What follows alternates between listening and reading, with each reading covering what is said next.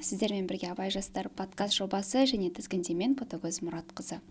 Бүгінгі шығарылым қонағы Ақсуат ауданының жастар ресурстық орталығының директоры Жанасыл Серікқызы. Қош келдіңіз, Жанасыл ханым. Қайырлы күн. Енді Жанасыл ханым, подкаст сұрақтарына көшсек, директорлық қызметке тағайындалғанға дейін қандай салада, қандай қызмет атқардыңыз? Жалпы мамандығым заңгер. Мен енді 2012 жылы оқу орнын бітіріп, осы Ақсуат ауылына жұмысқа келдім.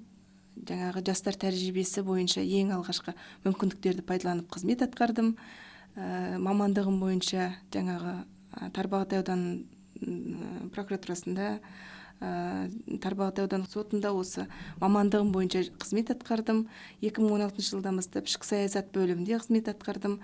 Жалпы жастар ресурстық орталығына мен 2018 жылдың қыркүйек айында келіп, әдіскер болып, осы жастармен бірге жастардың ортасында қызмет атқарып келемін. 2024 жылдың желтоқсан айынан бастап осы директорлық орынға тағайындалдым. Жақсы, рахмет. Осы уақытқа дейін орталық тарапынан өткен қандай маңызды іс-шаралар және де жобалар туралы айта аласыз? 2025 жылдың қаңтарынан бастап Ақсуат ауданында 90-нан астам іс-шара ұйымдастырылды. Бұл жастардың әлеуетін арттырып, оларды мәдени қоғамдық өмірге тартуға бағытталған маңызды қадамдар деп білемін. Қаңтар айында осы аудан әкімімен кездесу ұйымдастырылды. Жастар арасында бұл ашық форматтағы кездесу болды. Бұл кездесу жастардың ой пікірін, ұсыныстарын тікелей жеткізуіне мүмкіндік берді.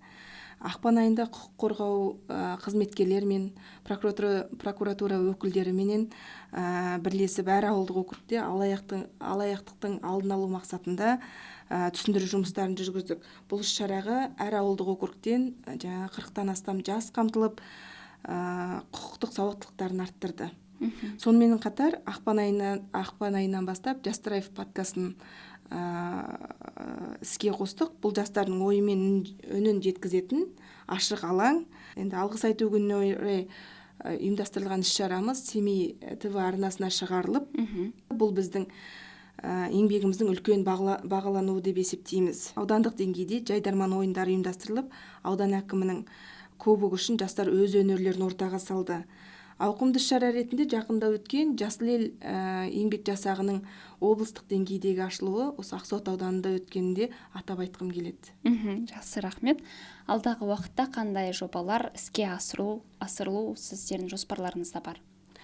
Жастар арасында рухани және мәдени өсу, жастардың осы рухани және мәдени бағытында өсуіне бағытталған іс-шараларымыз алда жалғасады. Жоспарда домбыра күніне орай мерекелік іс-шара, өнерімізді ұлықтайтын ерекше кеш болады. Сондай-ақ жастарға арналған классикалық бағыттағы вен балын ұйымдастыру жоспарымызда бар.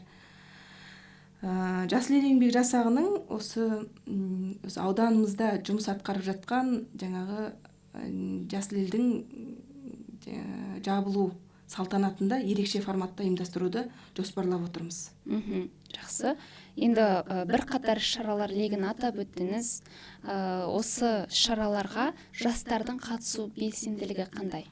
Бүгінгі жастар ізденгіш, креативті көзқарастағы ашық буын өкілдері. Егер оларға шынайы, қызықты, пайдалы жаңа форматтағы жобаларды ұсынылса, олар белсенділіктері жоғары болады.